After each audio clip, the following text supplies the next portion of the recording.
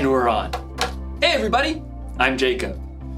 You ever think about what life was like before the remote control was invented? Just imagine, every time you wanted to change the channel, you had to actually get up, walk over to the TV, and change the channel dial. We'll be right back after these messages. Don't touch that dial.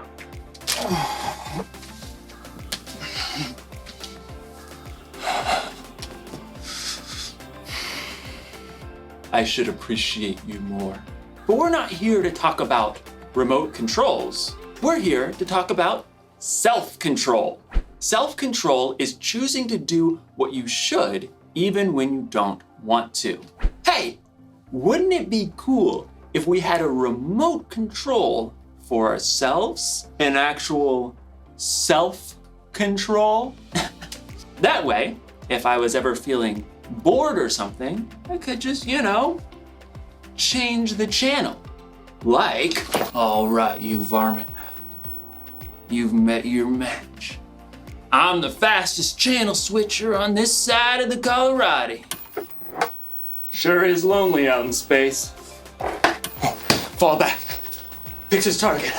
Pass! Sorry, Miss Ackerman. Dance party! I'm the Turquoise Avenger. I knight thee! Can't stop dancing! Can't stop dancing! Things are getting out of hand!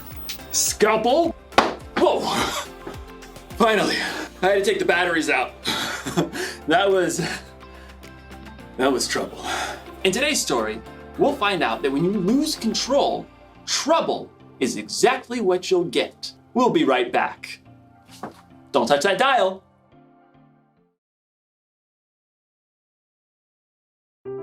The Bible. It's 66 books of history, stories, letters, and poetry that fit together to form God's one big story. The epic adventure of how He created us and loves us so much that He made a way to rescue us. As we travel through the Bible, from Genesis to Revelation, we discover people who met God and found their lives changed forever. Now, for an amazing story, inspired by the book of Proverbs, chapter 25, verse 28. Theo Brickman knew he had the perfect name. He had been building brick creations ever since he could wrap his chubby baby hand around a mega brick. Brick! As Theo grew older, he moved on to brick building kits, but soon his imagination raced ahead of any building kit or building instruction set you could ever buy. I want to build Jupiter, all of Narnia, a ginormous flying pizza. Theo even got a job at a brick building store so he could spend his days surrounded by bricks. So he was overjoyed when he found out that a brick building TV show called Brick Bosses was going to be holding auditions in his town. I'll get on the show for sure. On the day of auditions, several dozen other people showed up along with Theo. He jostled up to the front for a good spot. I bet not one of them can beat me. A tiny lady with iron gray hair eyed him sharply as she addressed the competitors. I am Althea Legoami, and I shall be judging you on originality, technical skills, and overall conduct. There is a break room if you need a snack or rest, but no food may be eaten here in the brick room. You have 4 hours to build anything you can imagine. Begin! Theo raced to the side of the room where racks and bins holding every kind of brick stood. Hey, you stepped on my foot. You snooze, you lose. Theo shoveled bricks into his bin. I'll build a castle, one with turrets and towers and a wonderful moat filled with shiny brick water. Theo got right to work. Soon, the walls of his fortress began to rise. He designed decorative windows and lofty balconies. Ooh, I should build a dragon to attack my castle. As Theo snapped red and gold bricks together to form his dragon, another competitor looked over. Is that supposed to be a horse? Can't you see I'm not done with it yet, you blockhead? As time ticked on, Theo realized he was hungry. so he decided to take a quick snack break. Just 1 minute. But in the break room, he discovered his favorite treat of all time. Dill pickle and pizza potato chips. Theo downed one whole bag. He desperately wanted another, but the clock was running down. I'll just sneak this back into the brick room with me. Theo finished his dragon between stuffing pizza chips in his mouth. He tried to hide the bag, but when he looked up, he noticed Althea spotting a trail of chip crumbs that he left behind. She probably doesn't know that was me. With just a half hour to go, Theo's castle and dragon were nearly complete. I need a wall around the moat. Yeah, with a really cool pattern. So, Theo began snapping together an elaborate wall. But the wall simply would not behave. Gotta treat this piece apart. Pry as he might, Theo could not separate two small plates. Frustrated, Theo hurled the locked pieces across the room. They narrowly missed the head of Althea Legoame, who was examining another competitor's project. She turned her head sharply to look in his direction. I don't think she saw it was me. As the final minutes ticked away, Theo fumbled to finish his wall. Time is up. Wheel your creations up to the judging stand. Theo glanced around as he wheeled his work table up to the front. Mine's the best! But as Theo slid his table into position, it bumped over a crack in the floor. A big section of his perfect wall tilted and then crashed down. No! It was too late. Time was up, so Theo was not allowed to repair the wall. No fair.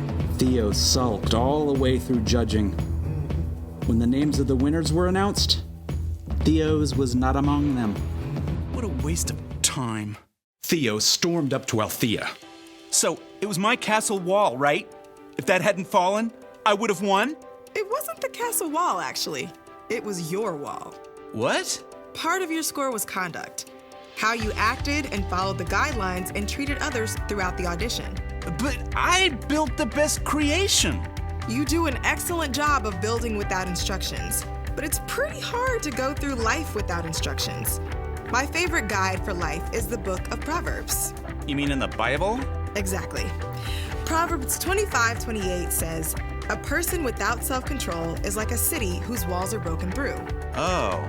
If your own wall was in good shape, I think you would have won today and caused a lot less trouble for yourself and the people around you. But that's not... What if I do? Work on my self-control wall, I mean. Then you should definitely audition again next season. I think you'll have an excellent chance. Thank you. I think. Theo was deeply disappointed not to be chosen for this show, but as he was waiting for the bus to take him home, he downloaded a Bible app and tapped his way to Proverbs. Yep, maybe it was time for some life-building instructions.